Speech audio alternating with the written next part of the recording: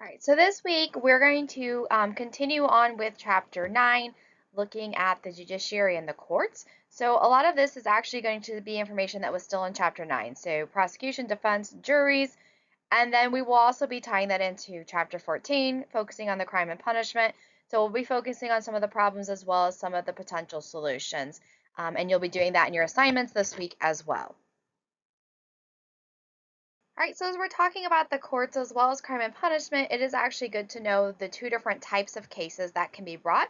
So we have criminal cases as well as civil cases, and you should know the difference between them. So a criminal case is a public trial, and it's basically the state against someone who's been accused of a crime. So the prosecution is the government, and it's against a defendant. An attorney is required to be provided if the defendant cannot afford one, if it reaches the level that allows that. There are stricter rules for evidence, so the rules in criminal cases are going to be a lot tougher for both sides. The burden of proof for these cases is beyond a reasonable doubt. So the prosecution has to demonstrate that beyond a reasonable doubt, the defendant committed whatever crime they're being accused of. And then the verdict that is met is either guilty or not guilty. And there are, again, a lot more protections in place for these types of cases because it can result in a loss of your liberty, right? So you're likely going to go to jail or probation or something along those lines. Criminal case or civil cases, on the other hand, are private injuries or wrongs. And this is where one private individual sues another private individual. Keeping in mind the state can be one of those private individuals. So the state can actually sue a private individual in a civil case, and the state can also be the defendant in a civil case. In these cases, you do have to provide your own attorney, so you do have to be able to afford and provide for your own attorney. The rules are not quite as strict, and that's because the burden of proof is less. So the burden of proof in a civil case is preponderance of the evidence. So it's a slightly low. So it means more likely than not. So whereas criminal cases, you have to prove beyond a reasonable doubt. Like it's very, very likely that this happened. In a civil case, it's more likely that it happened than it didn't happen.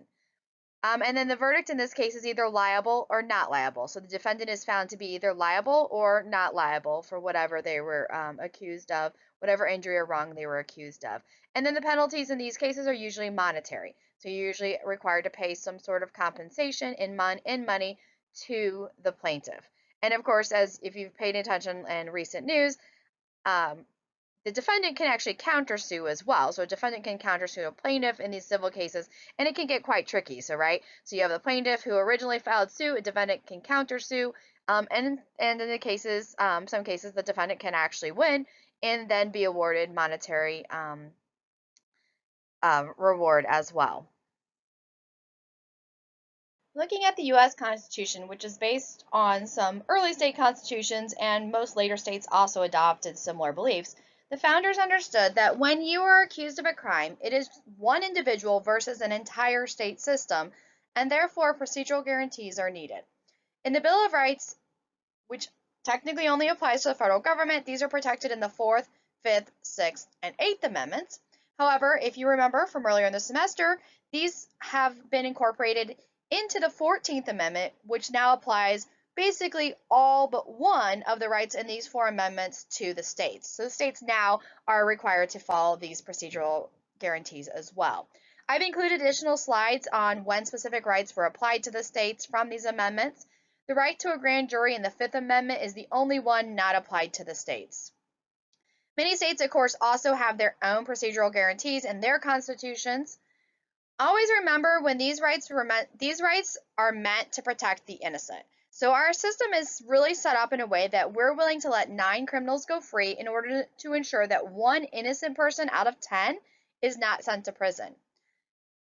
Keeping in mind, our system does work when it works correctly, but it's not perfect. And most of the imperfections are really due to imperfect people.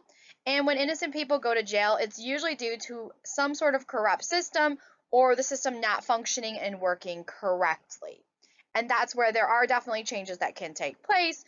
But it's not necessarily in our structure overall things. It's really in how things are incorporated and making sure all procedural safeguards are really put in place.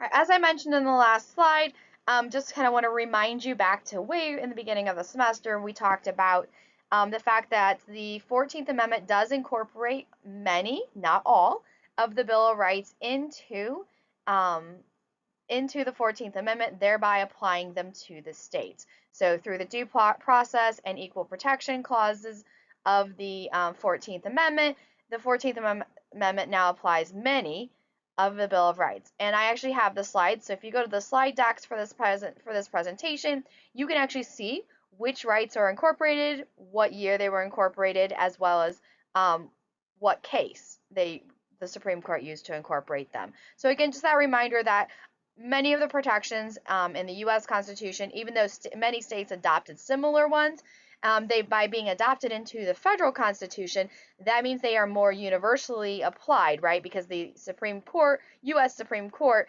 now can interpret and decide how those apply at the state levels, as opposed to having all the different states applying their own versions of these, which is what was happening prior to the 14th Amendment. And getting to one of the areas that probably needs to be changed is the prosecutors and defense attorneys. Especially at the state level, the current methods and processes have led to a number of problems. And there are a number of reasons which we could debate all semester. If there was an easy fix to the problems, they would have fixed, but we've not come up with a better system, at least yet. And so for now, the best thing is to be aware of potential problems and issues, especially if you ever find yourself or know someone who gets caught up in the criminal justice system. Prosecutors are usually elected positions, so they are political, but they also hold a lot of power. The decision whether or not a case is brought in the first place can really determine if justice is served or not. And you can find many cases on both sides where cases were not brought, so justice could not be served, and cases where individuals were charged, leading to a miscarriage of justice. And even what level of charge is brought against a defendant is very significant and holds a lot of weight. The level of charge brought is especially important when considering most defense attorneys, whether public defenders or private attorneys required to do pro bono work, are not able to keep up with the workloads and often don't have the same expertise as prosecutors who are doing this and basically who have the time to decide which cases they're going to choose and pursue. For this reason, most caseloads are pled out. This is a tactic used by prosecutors because it's simpler and cheaper to plea bargain. Even those who are innocent might find the prospect of moving on with their lives with a plea bargain better than spending months or years in court, where at the end of the day, a jury can be a very unpredictable decider. A really good defense attorneys are usually private and usually cost a lot of money. Most individuals in the system use public defenders. As a result, public defenders usually have very, very large caseloads that are very difficult to manage, and often means it's impossible to get a fair trial. This is another one of those cases where the system doesn't always work as designed, as public defenders will often only have minutes to overlook cases before meeting with the prosecutors or their own clients. And they will not have time to track down leads or follow up on evidence like you'd see in the movies or TV shows.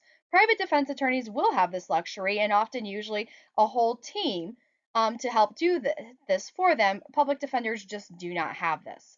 And this is another reason why most cases are pled out, even when it's not a tactic of the prosecutor. The easiest way for a public defender to do their job as well as they can is to get their client a lower sentence than they would likely get if they went to trial. It's not necessarily with ill intent, but more of necessity. So juries are another one of those. There's a lot of things you can discuss. The book does a really good job. So the main thing I want to kind of just make sure you're aware of there's two types of juries, grand juries and trial juries. Trial juries are what most people probably think of, right? That's the people you see in the box listening to the facts of the case, hearing the lawyers kind of go back and forth. A grand jury basically is called in, and this is like the first step in a legal case. So a grand jury will hear the evidence the prosecution has against the defendant, usually within a very short period of time, less than an hour, and then based on just sort of the prosecution laying out the case and the evidence, the grand jury says whether or not the case can go forward. So basically, a grand jury decides if there's enough evidence for the case to take place. And so that's, again, a the first step in the sort of the criminal justice problem. The grand jury is one of those things that is not required.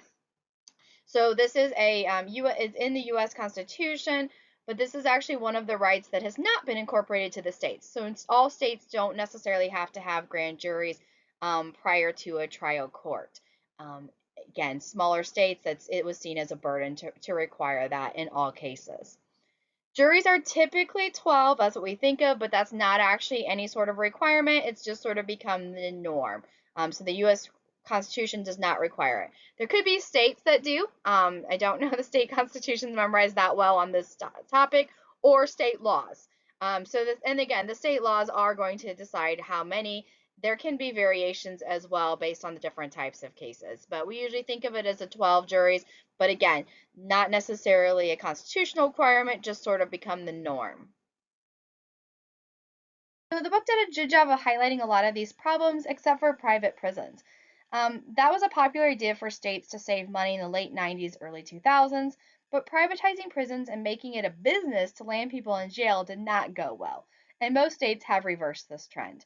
Mandatory minimum sentencing is another popular reform that did not work out as intended, and it turns out there's a lot of factors in determining a sentence that should be considered, and therefore mandatory minimums can actually lead to a great miscarriage of justice. California also had the idea of the three strikes rule, which, again, when applied, often led to a miscarriage of justice on sentencing. Both of these also occurred around the same time as the war on drugs, which just compounded the negative effect that they had.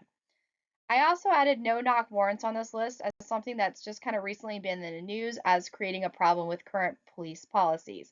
And of course, these are just a few of the policies that have caused some problems with our system. So again, I'm just going to highlight a few of the new approaches. You'll have the opportunity to discuss these or the problems in the assignment this week, whichever you choose. I did want to discuss the no cash bails as that was recently adopted by Illinois and has been very popular in a lot of states.